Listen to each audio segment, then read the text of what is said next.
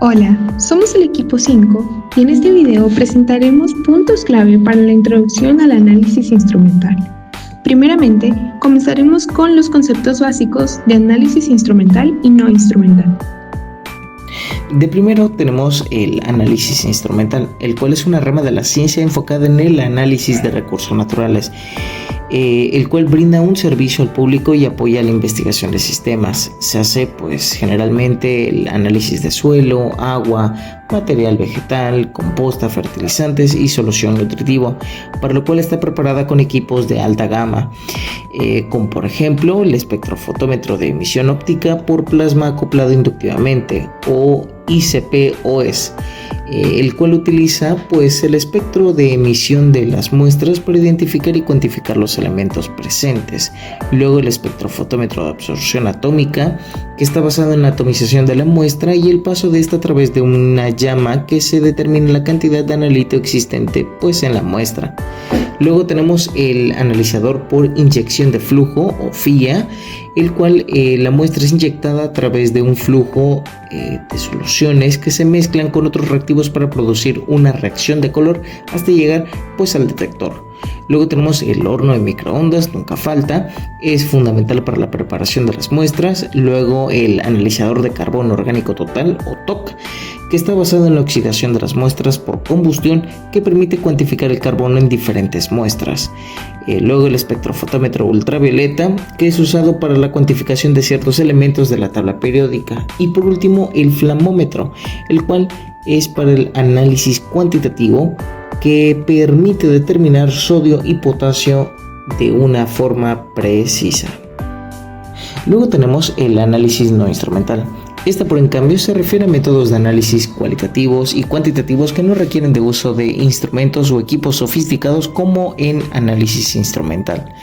Estos métodos suelen basarse en observaciones visuales o cambios químicos evidentes y son técnicas que pueden ser realizadas con materiales simples, reactivos comunes y procedimientos manuales, tales como la titulación, la cual es aquella que determina la concentración de una sustancia de una solución mediante la adición de un reactivo de concentración conocida hasta que ocurre dicha reacción. Luego lo que es la gravimetría, que consiste en medir la masa de un compuesto que ha sido precipitado y aislado de una solución, permitiendo determinar la cantidad de un componente específico en una muestra. Luego en análisis cualitativo, por reacciones calorimétricas, basado en la absorción de cambios de color que ocurren cuando un reactivo específico se agrega a una muestra. Y por último, podría ser las pruebas de llama. Es muy sencillo, donde la muestra se expone a una llama y el color de esta llama indicará la presencia de ciertos materiales. Para el esquema del instrumento, nosotros hablaremos acerca del cromatógrafo de gases. El cromatógrafo de gases es una técnica de separación que permite identificar los diferentes componentes de una muestra compleja, la cual se obtiene a partir de compuestos volátiles. A continuación les mostramos el esquema que vamos a estar utilizando para poder explicar con más detalle el cromatógrafo de gases.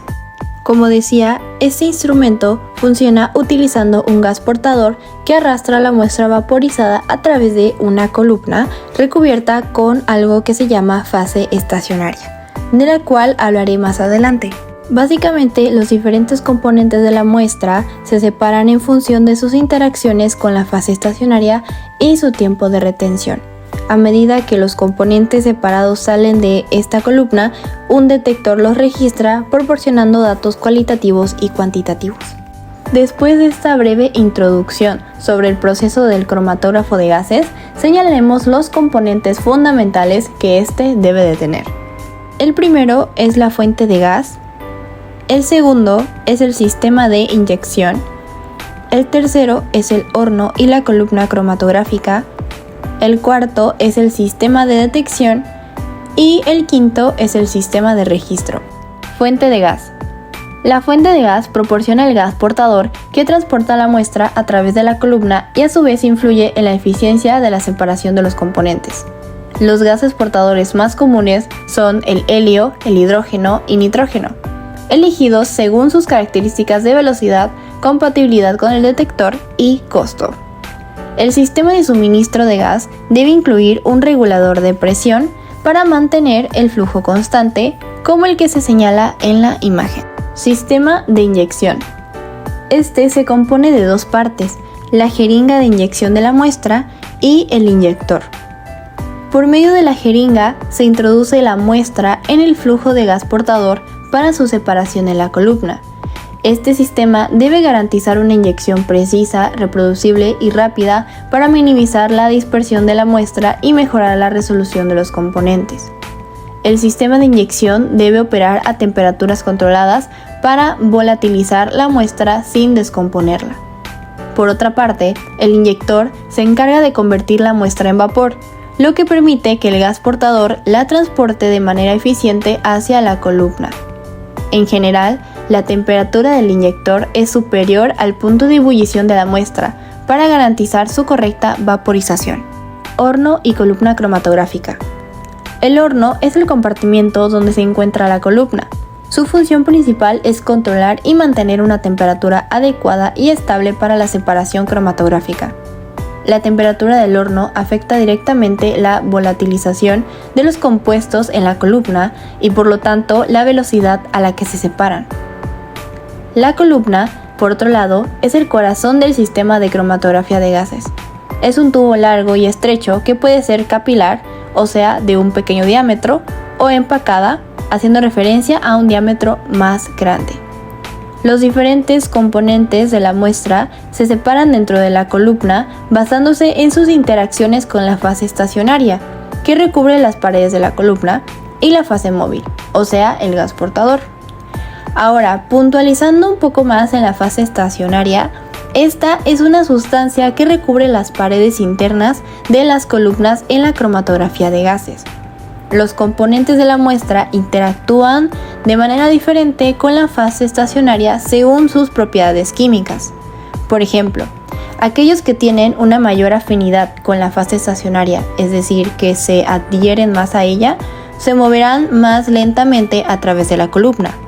En cambio, los que tienen una menor afinidad pasarán mucho más rápido, siendo arrastrados por el gas portador. En resumen, el horno y la columna trabajan juntos para asegurar que los componentes de la muestra se separen de manera eficaz antes de ser detectados. Sistema de detección. Uno de los detectores más comunes utilizados en cromatografía de gases es el FIT, detector de ionización de llama, por sus siglas en inglés Flame Ionization Detector. El detector capta los componentes a medida que salen de la columna y genera una señal proporcional a la cantidad de cada componente. Ahora veremos más a detalle cómo funciona el detector FIT. Este tiene 3 pasos. Primero, el proceso de ionización. Cuando los componentes de la muestra salen de la columna, entran en el FIT, mezclándose con un gas auxiliar, que es el hidrógeno, y aire, y estos se queman en una llama de hidrógeno. Durante esta combustión, los compuestos orgánicos, es decir, que contienen carbono, se ionizan, o sea, se convierten en iones y electrones. Después de eso viene la detección de iones. Los iones producidos en la llama generan una corriente eléctrica entre 2 electrodos situados en la zona de la llama. Esta corriente es directamente proporcional a la cantidad de carbono que se está quemando en la llama. Y como último paso, el FIT mide esta corriente eléctrica, la cual se convierte en una señal que puede ser registrada y mostrada en un cromatograma. Cuanto mayor es la cantidad de un compuesto en la muestra, mayor será la señal generada. Sistema de registro. Este incluye un procesador amplificador y el registro del cromatograma. Una vez que el detector produce una señal eléctrica, esta suele ser muy débil, por lo que el amplificador aumenta la intensidad de la señal para que pueda ser registrada con precisión. También, en caso de que hubiera ruido o alguna interferencia, hay un filtro que elimina estos para asegurar que la señal refleje únicamente la información relevante de la muestra. La señal amplificada y filtrada es en su forma original analógica, es decir, una corriente continua de voltaje. Para que el sistema pueda registrar y analizar esta señal, debe convertirse en una señal digital, que es una serie de números binarios que representan la magnitud de la señal en cada momento del tiempo. Este proceso de conversión se realiza mediante un convertidor analógico a digital. Una vez digitalizada, la señal se envía a un sistema de procesamiento de datos, generalmente una computadora con software especializado. Este software toma los valores digitales y los organiza en un gráfico llamado cromatograma. A medida que los diferentes componentes de la muestra son detectados y separados por el cromatógrafo, aparecen picos. Cada pico en el cromatograma corresponde a un compuesto distinto en la muestra. La posición del pico en el tiempo, es decir, el eje X, indica el tiempo de retención, y la altura o el área bajo el pico en el eje Y indica la cantidad del compuesto que tenemos. El usuario ahora puede interpretar el cromatograma para identificar los compuestos presentes en la muestra y su concentración. Esto se hace comparando los tiempos de retención con estándares conocidos y utilizando el área bajo los picos para cuantificar cada compuesto. Por último, hablaremos de la clasificación de las técnicas instrumentales. Clasificación de la espectroscopía. La espectroscopía estudia la interacción entre la radiación y la materia, midiendo la intensidad de la radiación emitida o absorbida, y se clasifica en dos grupos, en la espectroscopía atómica y en la molecular.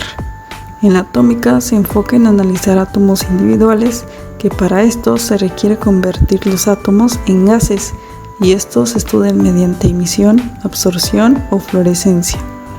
Por lo tanto, está la espectroscopía de absorción atómica, que su objetivo es transferir una muestra a un atomizador para medirla sin interferencias, y la espectroscopía de emisión atómica, que se clasifica según la fuente de energía utilizada para excitar a los átomos, como lo es el plasma o las chispas. En el caso de la espectroscopía molecular, esta analiza moléculas completas y tiene varias técnicas clave, como la espectroscopía UV-Vis, que estudia la absorción de luz por moléculas, el infrarrojo, que identifica grupos funcionales en moléculas mediante la absorción de radiación infrarroja, la resonancia magnética nuclear, que usa campos magnéticos para estudiar núcleos atómicos, y Raman, que utiliza la dispersión de luz para estudiar vibraciones moleculares. Clasificación de la espectrometría. La espectrometría es un amplio grupo de métodos analíticos que se basan en las espectroscopías atómicas y moleculares. De acuerdo a los espectros atómicos, están las clasificaciones por espectrometría óptica atómica, que convierte átomos gaseosos en iones para separarlos según su relación masa-carga. De absorción. Este método usa distintos nebulizadores para crear una niebla de la muestra. Asimismo, se utilizan distintos atomizadores que sean de alta eficiencia, y estos se eligen dependiendo del estado físico y químico del analito y de la matriz de la muestra. Fluorescencia atómica. Usa fotones de energía más elevada para excitar una muestra que emitirá fotones de inferior energía. De masas atómicas. Identifican los elementos presentes en muestras de materia y determinan sus concentraciones. De espectrometría de emisión atómica. Excitan a los átomos mediante plasma o chispas. Y por otro lado están los espectros moleculares, que son por luminiscencia, que se consideran que hay tres tipos de métodos ópticos relacionados entre sí, que es la fluorescencia, fosforescencia y quimioluminiscencia moleculares. El infrarrojo, que en la espectrometría se dividen en tres grandes categorías relacionadas con tres regiones espectrales para medirlo. Y de masas moleculares, que proporcionan información acerca de las relaciones isotópicas de átomos en las muestras, así como su estructura, su composición, etc. Continuando con la clasificación, la electroquímica es una rama de la química que se encarga de estudiar las reacciones que se producen en la interfase de un conductor eléctrico y un conductor iónico. Todo esto ocurre en una celda electroquímica. El tipo de reacciones que ocurren en este caso es llamado de óxido-reducción, ya que un electrolito transfiere uno o más electrones a un segundo electrolito, creando así un cambio de números de oxidación. Existen dos tipos de celdas electroquímicas, las celdas electrolíticas y las galvánicas. La celda electrolítica es el dispositivo donde se produce la electrólisis. Identifiquemos los componentes de las celdas electrolíticas. Primeramente tenemos el electrodo, que consta del cátodo y el ánodo. Los electrodos son superficies sobre las cuales se producen las semirreacciones de oxidación o reducción. pueden participar o no en las reacciones. Los que no reaccionan se llaman electrodos inertes. Se define como cátodo el electrodo en el cual se produce la reducción cuando las superficies involucradas ganan electrones, y se define como ánodo el electrodo en el cual se produce la oxidación cuando las especies involucradas pierden electrones. Otro elemento importante es el electrolito, el cual es la sustancia ionizada en la disolución. Y por último, el circuito eléctrico, el cual conecta los electrodos a la batería de la corriente continua. Por otra parte, en las celdas galvánicas, la energía química se transforma en energía eléctrica proveniente del proceso redox. Esta es generada de manera espontánea, es decir, sin que se requiera una fuerza externa que la promueva. En este tipo de celdas, se produce una reacción de oxidación y reducción de manera simultánea, aunque en recipientes separados, ya que este sistema consta de 2 semiceldas. Cada semicelda está compuesta por un electrodo, sumergido en solución de sus electrolitos, y la transferencia de electrones se da a través de un alambre conductor. Incluso, es posible colocar un voltímetro para así medir y controlar la diferencia del potencial entre ambos electrodos. A su vez, entre estas semiceldas se coloca un puente salino para que los iones se muevan a través de este. Por último, tenemos la cromatografía, la cual es un método físico de separación en el cual los componentes a separar se distribuyen entre 2 fases. La muestra se disuelve en una fase móvil y se separa en una fase estacionaria. Los componentes se distribuyen de forma desigual entre las fases, lo cual permite su separación según sus velocidades de movimiento. Esto posibilita el análisis cualitativo y cuantitativo de los componentes en zonas separadas. Existen diversas maneras de clasificar los métodos cromatográficos, tales como según el estado físico de la fase móvil y estacionaria, como la cromatografía de líquidos, de gases o de fluidos supercríticos. También puede clasificarse según los mecanismos físicos o químicos responsables, como la cromatografía de absorción, de reparto, de intercambio iónico, de afinidad o de exclusión molecular. Y por último, podemos clasificarla según la disposición de la fase estacionaria, como la cromatografía en columna y la cromatografía plana, la cual incluye en papel y en capa fina.